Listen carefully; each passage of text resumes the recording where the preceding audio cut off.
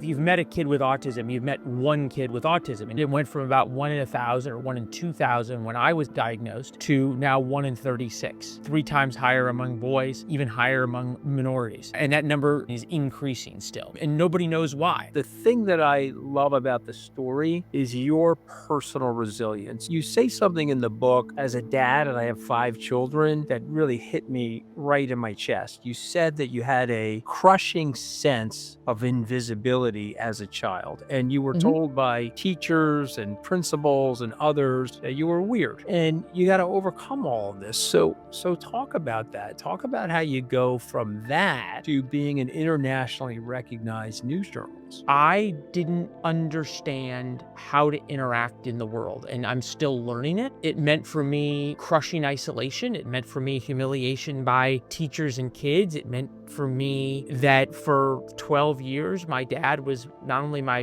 best friend, but my only friend. I understand what he did and how much he sacrificed. And all of the nights that I would come home humiliated from school, and I would take out my anger and my frustration and my unhappiness on my dad, and I would cry myself to sleep. And I didn't know this until now. He would be up in your room and talking to you all night, and he would come downstairs and I would have gone to sleep. 1, 2 o'clock in the morning, my mom would figure out that my dad wasn't in bed, and she'd walk out to the living room, all pitch dark, and she would see him sitting on the couch crying himself. Welcome to Open Book. I am your host, Anthony Scaramucci, and joining us is a friend of mine, Leland Vittert. He is the chief Washington anchor for NewsNation, but he's written an incredible book, which I predict will be a bestseller. The title of the book is Born Lucky, A Dedicated Father, A Grateful Son, and My Journey with Autism. Wow, what a title. I want to go to you for a second. We've known each other a long time. We worked together at Fox. You've been gracious to me. I've been on your show both at Fox and NewsNation. You've reported from war zones, the White House. But in this book, you're sharing an incredible personal story about your very own childhood. We're going to get into all elements of it, but why? Why was now the time to tell us this story? Well, it was unbeknownst to us, Anthony, that so much was going to be focused on autism at this moment, right? With RFK and with the discussion of a cause and is there therapeutics and how to deal with children who have special needs, whether it be autism or ADHD or bullying or whatever it is. The why was simple, is that more and more kids are getting diagnosed. There's no discussion about the cost of diagnosing kids, right? There's no discussion about, well, what does it mean when kids think that, hey, I'm different? What does it mean when teachers teach and treat kids differently? What about when kids treat kids differently? So we're at a reckoning in what parenting in America means. Is it gentle parenting where anyone who has issues is put in bubble wrap? Or are we going to once again realize that great things and great people come out of real adversity and persevering through adversity? So the idea behind the book, it's about me, really. It's my story, but it's not for me. It's for parents and to give parents hope. Unlike what my parents had. My parents, when I was diagnosed, were completely hopeless and they felt helpless. This proves that there is real hope. Okay, so you do not express yourself today, 2025, as somebody that's autistic, but you do write about in the book that at the age of 3, you were not speaking. Your dad, Mark, sells his company and decides to dedicate his life to, I guess, being a full-time coach is the way you describe it. So I want you to go to that part of the book. I want you to go to the origin story and how your parents are figuring out that you have autism. And how do they help you deal with this in the modern world? It's a great question. And there were very clear signs that I was different. No kids would ever invite me to play dates. No kid, my parents would never see me playing with a kid. But there was this one moment you show in the book where we're at this dude ranch. It's families come for a week in Arizona or whatever, and it's a Saturday. Everybody's there. There's the big field or lawn in front of the main house of the dude ranch, and everybody gets there, and I'm like 5 or 6 years old, and everybody starts playing. All the kids have a pickup soccer game, and everybody's laughing and having fun, and I'm sort of running into kids, and I'm hitting kids, and kids want nothing to do with me, and they push me down, and it's very clear to my dad, who's watching sort of with all the other dads, that I'm much more like a repellent effect of a magnet than the attraction part of the magnet, right? You put two magnets together, they either click or they kind of push apart. I was the push apart. And my dad looks at my mom and says, "We got a real problem here." And he could just see that I could not interact with kids my own age. And he said, at that point, I realized, and he said to my mom, "We've got a very rough, at the time, it was about 12 or 14 years ahead of us."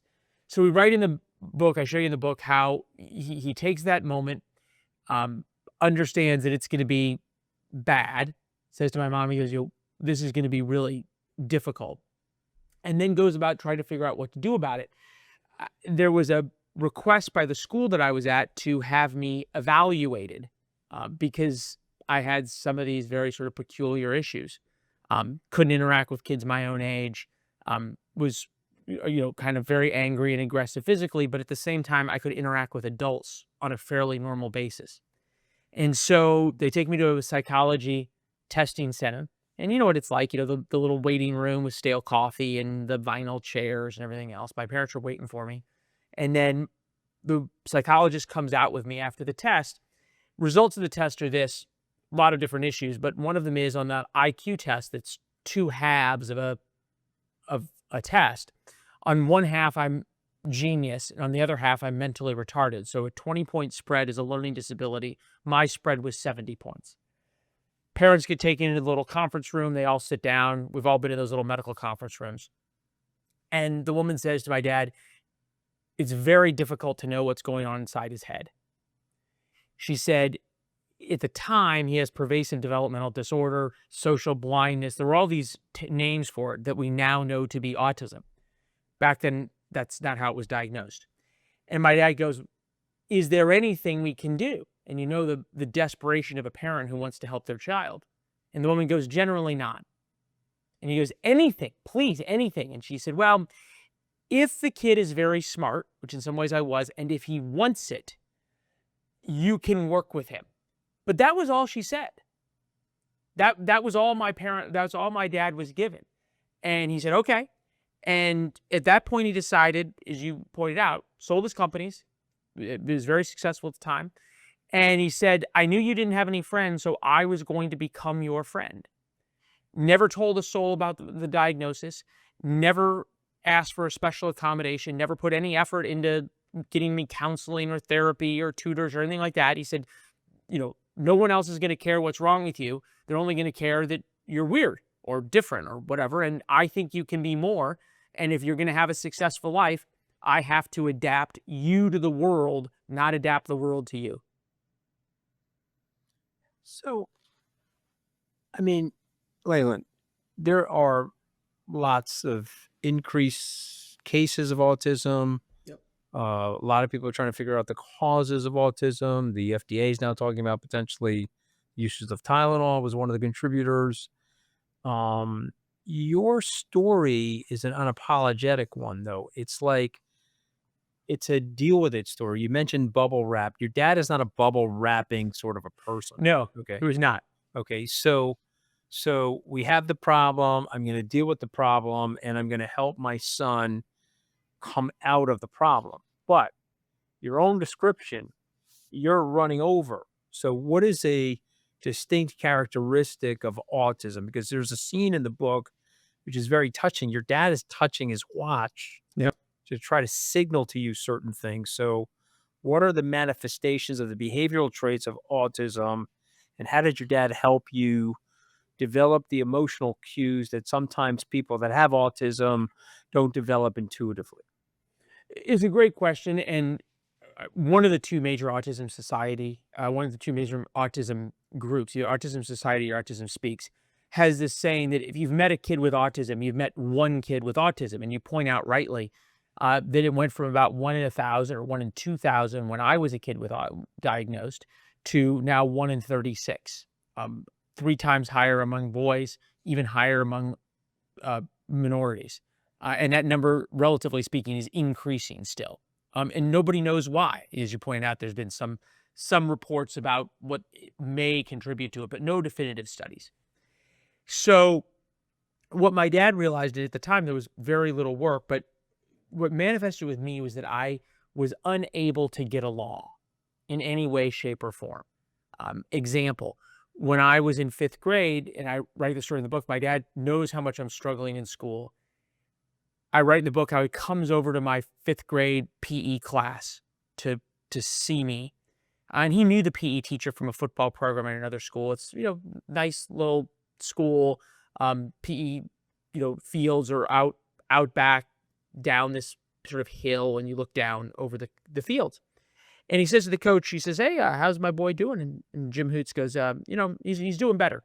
I think today's a good day. And my dad goes, "Oh, that's great. Let's go see him." And the coach goes, "I don't think that's a good idea." My dad goes, "Why not?" Hoots goes, "Well, I had to put him with the girls. And that's what I have to do. I have to have him play with the girls all day because the boys are too mean to him." So I could not get along with someone my own age. Someone touched me. I thought they were trying to hit me, so I'd start a fight with them. I kind of looked funny, terribly cross-eyed, so sort of relentless bullying there, and had no understanding of social interaction. So you asked the question, and you can imagine how my dad's feeling now with his 5th grader playing with the boys, and my dad had been quite a gifted athlete. As a 5th grader, my dad says, "Okay, how do I teach Lucky how to interact with people?" And one of the things he would do is we'd go to lunch. We're going to lunch with Mr. Scaramucci. Okay. So I love to talk to adults. I could talk to adults about adult things because my dad was my only friend. So I was a mini-me. So I would start in, before we even sat down, asking you about your business or bugging you about politics or whatever it is. "Why do you hate Trump so much, Anthony? And I've seen what you did with this," and on and on and on. Mr. Scaramucci. And You don't have enough time in this podcast for me to answer that question. I know, but we would at lunch, and I would try it. And then and it would be specific questions. It'd be like, when you were in the West Wing, where was your office? Okay, what was your office look like? And it just was incessant. And he would tap his watch, and that was my signal to stop talking, but also to bookmark the moment. So it wasn't embarrassing me, right? It wasn't being like, "Little boy, be quiet," or "Lucky, be quiet."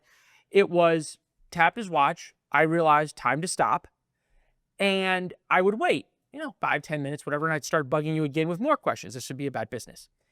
And then he'd tap his watch again. And then afterwards, we'd almost go back through it like watching game film. And so he'd say, "Okay, so Lucky, when Mr. Scaramucci was talking about, what he was doing this weekend and where he was traveling, why did you think it was important to ask him right then about the White House?" "Well, I don't know, Dad. That's what I want to talk about." "Right, but do you understand that that's what, he and I were talking about this?" It sounds small, but it was sort of teaching me the very basics of the human social interaction and becoming a student of it rather than it coming naturally as it does to someone like you. So that's the most fascinating part about it, because no one would know that you grew up like this if you're interacting. But do you find yourself now intuitively having these social cues, or do you find that you're living in a rules-based mind where you're hearing something, you're saying, "Okay, this is the appropriate thing to do at this moment," or not? It's a great question. And this may sound calculating on my part, but it's sort of the only way I can interact. I write at the end of the book, "I will always have autism." And my dad points out, for parents, whether your kid's autistic or has ADHD or anxiety, any of these issues, or just problems growing up, right? Kids, we are people. This isn't a broken arm. You don't heal. So the book isn't a prescription or a cure, but I'll give you an example. A couple of weeks ago, I was at a golf course with my father-in-law, and we were having to leave pretty quickly to go do something. And I was trying to pack my golf bag. And one of the characteristics for me for autism is sort of this intense focus on one task to the point of just tuning out everything else, no matter what is sort of socially required of you. And this gentleman we had played golf with came over to try to talk to me about something, and actually about the book. And I completely ignored him. It was so rude. And I almost knew at the moment that I was doing it, like, I'm so focused on this task, I need to work on it. And I'm outside the golf club and he's trying to be very nice and talk to me. And I was just rude as the devil. And zipping up the bag, and to the point he just walked off finally. And you could tell he was quite irritated. Rightfully so. And I thought to myself, Jesus Christ, at 43 years old, you still cannot get these things right sometimes. So what I'd say to you is, it is still a learning process for me. It's still a discipline. Now, of course, I sent the guy an apology text and really sorry and on. But it still stuck with me and was an example sort of every day that I have to keep those lessons that my dad taught me that we write about in the book top of mind. Normal people have this problem though too. I mean, not normal people, but people that don't have autism. There's nobody normal. I don't mean it like that, but the thing that I love about the story is your personal resilience. You say something in the book as a dad, and I have 5 children, that really hit me right in my chest. You said that you had a crushing sense of invisibility as a child, and you were told by teachers and principals and others that you were weird, or some kids think that you're weird, and then the principal's like, well, I also think he's weird, and you got to overcome all of this. So talk about that. Talk about how you go from that to being an internationally recognized news journalist. Well, and congratulations, by the way. Thank you. The real answer is my dad is the hero in this, right? And I think you'll understand this as being the father of 5 kids, that my parents in 7th grade, so private school that goes 7th through 12th grade, so this was my chance at a fresh start, gets called in. My parents get called into the principal's office about 3 weeks in. And the principal's sitting there, wooden desk, couple of chairs for the parents, little window looking out on the quad of the school, and says to my parents, look, I'm going to cut to the chase. Everybody here thinks Lucky is weird. Arrow number 1 through my parents' heart, because they think that finally I've got a shot. And she follows up, and frankly, I do too. So my dad realized he wasn't going to get any help from the administration or from teachers or from, the school. And he didn't, he could have easily said, well, Lucky is weird. He's got, these issues called pervasive developmental disorder. And at the time now it was starting to be known as Asperger's, and you need to do all these special things for him, and on and on and on. Dad's common understanding, and I think the theme throughout the book you're talking about, is that adversity needs to be embraced.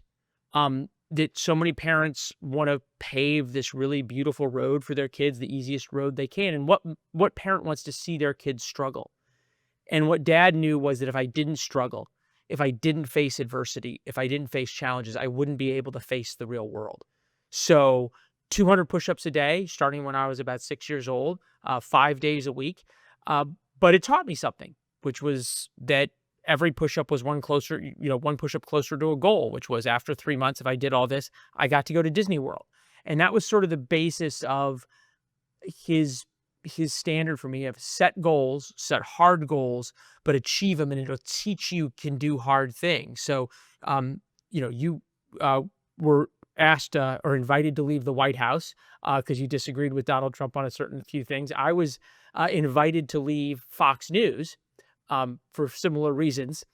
And I remember being, in my parents' bedroom, guest bedroom in Florida. I'd almost died of COVID. I'd gotten out of a relationship. I was just as low as you could be. And my dad said, look, he said, you've done this before.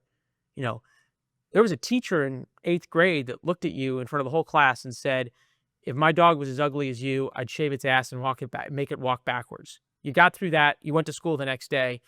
You can get through this.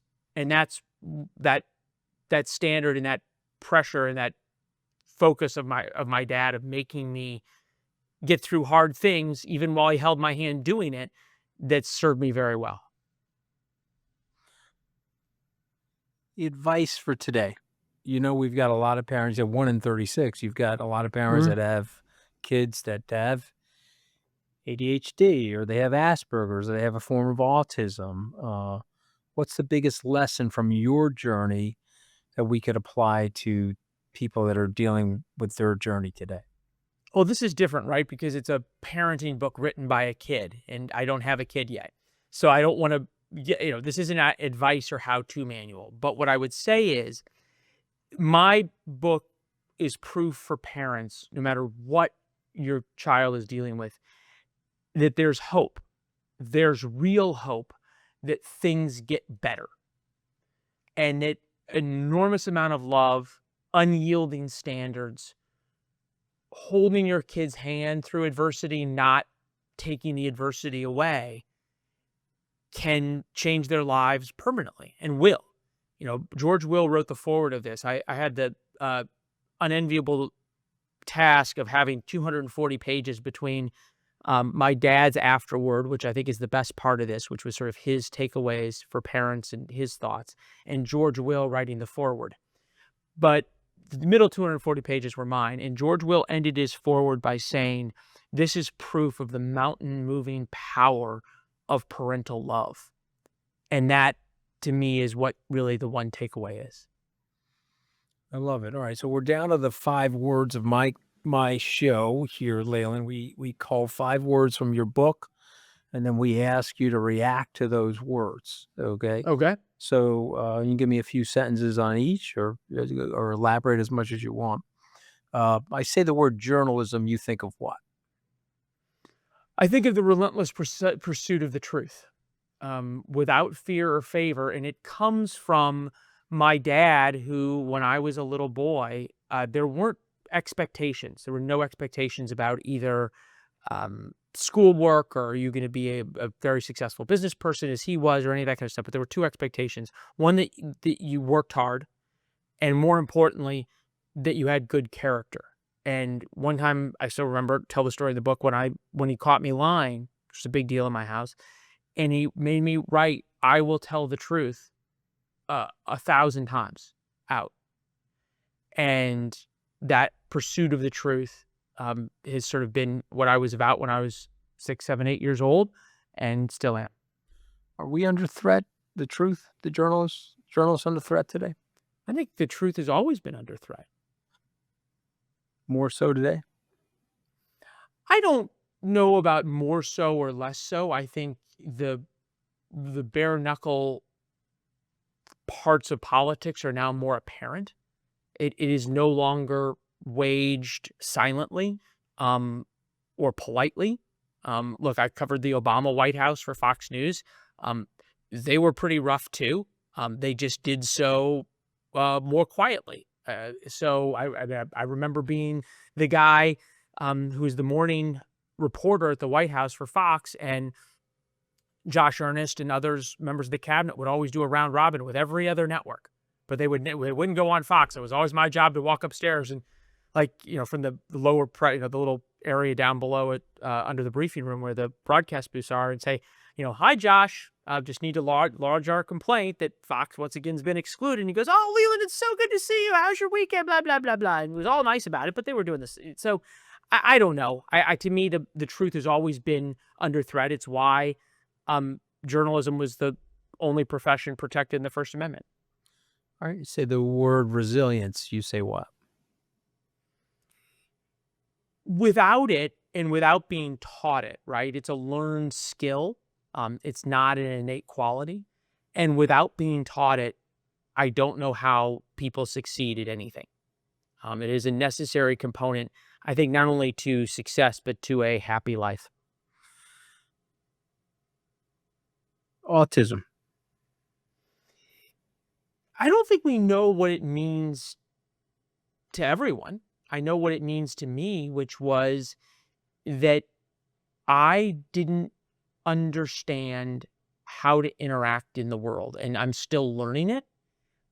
It meant for me crushing isolation. It meant for me humiliation by teachers and kids. It meant for me that, for 12 years, my dad was not only my best friend, but my only friend. And it also meant to me now that I have the opportunity to help a lot of people. Leland Vittert. That's 2 words, Anthony. Yeah. All right. See that? Well, I'm improvising. Okay, so you wanna know what I mean to myself? Yeah, well, if you were describing yourself. Boy, I'm just glad that my wife isn't listening right now. Uh, I am Mark Vittert's son, and that's what this book is, a love letter to my father, and a thank you to, uh, explain to him that I understand what he did and how much he sacrificed. And all of the nights that I would come home humiliated from school, like the time the teacher said he'd shave his dog's ass and make it walk backwards, or the teacher who told me in 7th grade choir class, you know what, sing softly. In fact, do not sing at all during the rehearsal for the uh, Christmas pageant in front of 200 kids. And I would come home and I would take out my anger and my frustration and my unhappiness on my dad, and I would cry myself to sleep. And I didn't know this until now, right? I'm 43 years old. When we started writing the book, and my dad didn't tell me, my mom did. She said he would, be up in your room and talking to you all night, and he would come downstairs, and I would have gone to sleep. My mom would have. So 2-story house. We're upstairs. My parents' bedroom is downstairs. 1, 2 o'clock in the morning, my mom would figure out that my dad wasn't in bed, and she'd walk out to the living room, all pitch dark, and she would see him sitting on the couch crying himself. That's very touching stuff, and it's a beautifully written book. I've got 2 last words, and then I'll give you the last word. What about the 2 words Mark Vittert? Hero to me, which obviously is my dad. I think what is remarkable about him was that he understood 40 years ago what the world is starting to understand now. That if you put a kid in bubble wrap and make all sorts of special accommodations for them, they won't learn. They won't be more. And my dad thought, I'm going to be more. My son has a chance, and the only chance is if I push him to be more. And my parents didn't tell anybody about my diagnosis. They didn't tell my sister. And my sister recently asked them why. And my mom said, well, we didn't want you, me, my sister, to see your brother as anything other than just who he was. And my dad didn't want anybody to see me other than just who I am. And I think that kind of goes back to that. If there's a reckoning in parenting right now, which I think there is, about how to help kids rather than meet them where they are, he understood that 40 years ago. Well, it's an amazing story, and I'm so grateful to you for coming on to share it with us. The title of the book is Born Lucky, and it's by Leland Vittert, but I just think it's a amazing tribute to your dad, but it's also amazing story of hope, resilience. It's a story where I think people could open this up no matter what they've got going on in their lives and see some level of direction for themselves. And so I really appreciate you sharing it with us today. Thanks for joining us on Open Book. Grateful for your interest, Anthony. Thanks for the kind words.